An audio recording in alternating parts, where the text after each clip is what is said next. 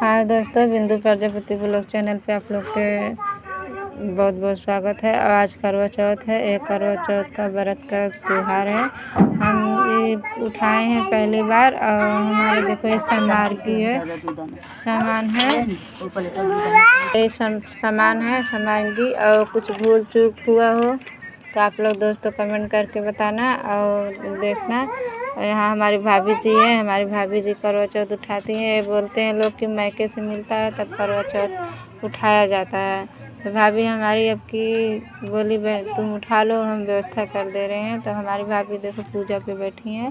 हम भी पूजा पे जा रहे हैं बैठने। बैठे हैं हम भी पूजे पे। हम पूजे पे बैठ के वीडियो बना रहे हैं। और हमारा वीडियो आप लोग को कैसे लगा है तो देख करके आप लोग बताना दोस्तों। और अच्छा लगे तो